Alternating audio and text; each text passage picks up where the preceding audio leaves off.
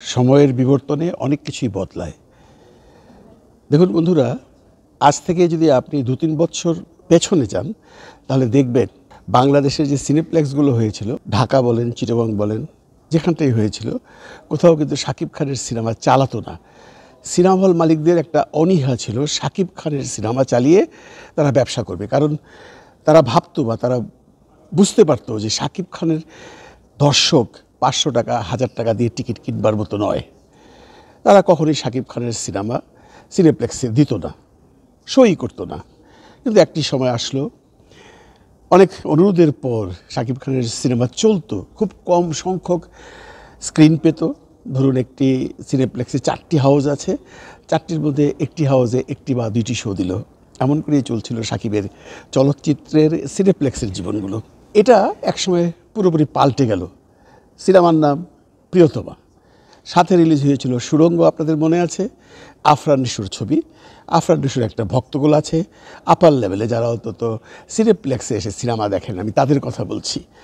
সিনেপ্লেক্সের মালিকরা সবসময় একটা জিনিস ভাবতো যে শুধু সিনেপ্লেক্সের সিনেমা দেখলেই তো চলবে না, আমাদের যে সেই দোকানের পসারগুলো বসিয়ে রেখেছি, popcorn, Coca Cola, chicken leg fry, chicken fry, এগুলো তো বিক্রি করতে হবে। তো এগুলো কেনার মতো সামর্থ্য সেই মানুষদেরই আছে যারা বাংলাদেশে প্রাদো, পাজেরো চালায়, যাদের আবাসস্থল ধানমন্ডি বা গুলশান, বনানী বা বসুন্ধরার সেই রেসিডেন্সিয়াল এরিয়াতে।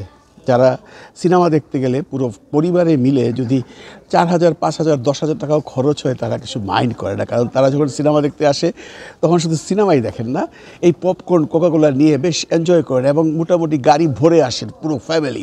ওই দর্শকগুলো এই টার্গেট থাকে সবসময় সিনেপ্লেক্সের মালিকদের। একদিকে সিনেমা দেখবে, আমাদের পয়সা আসবে, দ্বিতীয়ত আমাদের দোকানগুলোতে ভালো একটা ব্যবসা হবে।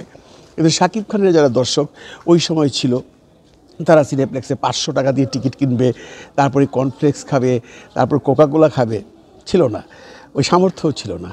কারণ শাকিব খানের তৎকালীন দর্শক ছিল মধ্যবিত্ত, নিম্ন মধ্যবিত্ত।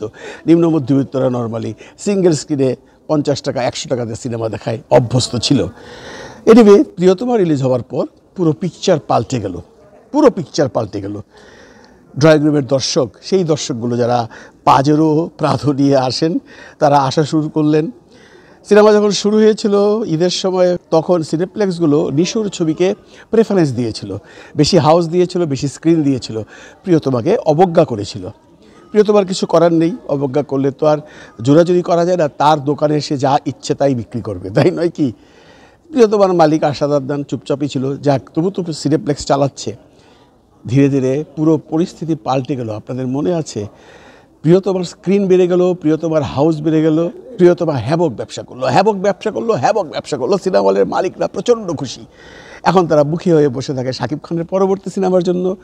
আসলো রাজকুমার, ভালো গেছে, হ্যাঁ, আহামরি যায়নি, প্রিয়তমার মতো যায়নি, ভালো গেছে, তারা খুশি।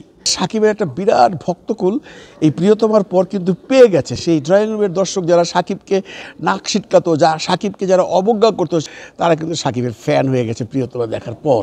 এরপর আসলো তুফান। তুফান কি হয়েছে আপনারা জানেন। তুফান অনেকগুলো রেকর্ড সৃষ্টি করে ফেলেছে, যেটাই আমার আজকের এই বক্তব্যের মূল বিষয়। যে তুফান এমন একটি সিনেমা, সেটা শুধু বাংলাদেশেই নয়, সারা বিশ্বেই কাঁপিয়েছে।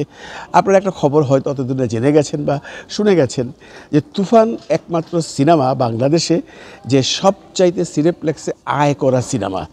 সেটা অ্যাভাটার বলুন আর যে সিনেমায় বলুন, জাওয়ারি বলুন, তুফানের মতো আয় বাংলাদেশের যে কোনো সিনেপ্লেক্স থেকে কোনো সিনেমা আজ পর্যন্ত এতটুকু আয় করতে পারেনি। শুধু তাই নয়, তুফান এমন একটি সিনেমা যে আপনি সিনেপ্লেক্সে যেটা একটা টোটাল বৎসরের যে হিসাব করেছে, তাতে দেখা গেছে তুফান 25% দর্শক টেনেছে। ভাবতে পারেন, 100 জন দর্শকের মধ্যে 25 জনই তুফান দেখেছে। তুফান এমন হ্যাবক করবে এটা আমরাও ভাবিনি, কিন্তু ছবিটি ধীরে ধীরে ধীরে ধীরে এমন পর্যায়ে চলে গেছে যে এই সিনেপ্লেক্সের অনেকগুলো রেকর্ড ভেঙেছে। যদিও দরদ এসে তুফানের একটা রেকর্ড ভেঙেছে, যে প্রথম দিনের সেল হিসাবে দরদের সেল সিনেপ্লেক্সে বেশি ছিল। ভুলে গেলে চলবে না, ওটাও কিন্তু শাকিব খানের সিনেমা। আমি সেই জায়গায় মিলাচ্ছি না এই জন্য যে দরদ উইদাউট ঈদে রিলিজ হয়েছিল আর তুফান রিলিজ হয়েছিল ঈদে। আপনারা জানেন ঈদের দিন কুরবানি ঈদের দিন মানুষের অনেক ধরনের কাজ থাকে। কুরবানি ঈদের দিন কোনো সিনেমায় কোথাও এমন কোনো ভালো যায় না, সেই হিসাবে তুফানের চেয়ে বেশি ব্যবসা দরদ করেছে। দুটোই কিন্তু শাকিব খানের সিনেমা। তো তুফান এই রেকর্ড করার পর ন্যাচারালি সিনেমা হলের মালিকরা, মানে সিনেপ্লেক্সের মালিকরা, যার পর নেই খুশি হয়েছে, তারা এখন শাকিব খানের সিনেমা চালাতে একদম মুখিয়ে হয়ে বসে থাকে। এরপর আসলো দরদ। দরদ এমন একটা রেকর্ড করলো যে সিনেপ্লেক্সে এর আগে কোনো ছবি এত টাকা সেল দিতে পারেনি প্রথম দিনের সেলে। আমি তো বলেছি তুফান অনেক সেল করেছে, কিন্তু প্রথম দিন কিন্তু সেই সেলটা দিতে পারেনি, কারণ প্রথম দিন ছিল ঈদের দিন। ঈদের দিন এত সিনেমা দর্শক থাকে না, সবাই কাজে কর্মে ব্যস্ত থাকে, বরঞ্চ ঈদের পরের দিন ভালো ব্যবসা হয়, বা তারপরের দিন আরও হয়, একটা লম্বা ছুটি থাকে। দরদের তো কোনো ছুটি ছিল না, শুধু শুক্রবারের ছুটি ছিল এবং ঈদ ছাড়া রিলিজ সিনেমা ছিল। সেই হিসেবে দরদ যে ব্যবসা করেছে সেটা তুফানের চেয়েও বেশি। আবারও বলি, সেটাও কিন্তু শাকিব খানের সিনেমা। এখন যারা শাকিব খানকে হেট করেন তাদের জ্ঞাতার্থে বলছে, দেখুন রেকর্ডগুলো কিন্তু শাকিব খানই করছে। আপনারা শাকিব খানকে হেট করেন, ভালোবাসেন, তাতে কিছু যায় আসে না, কারণ রেকর্ডগুলো কিন্তু থেকে যাবে।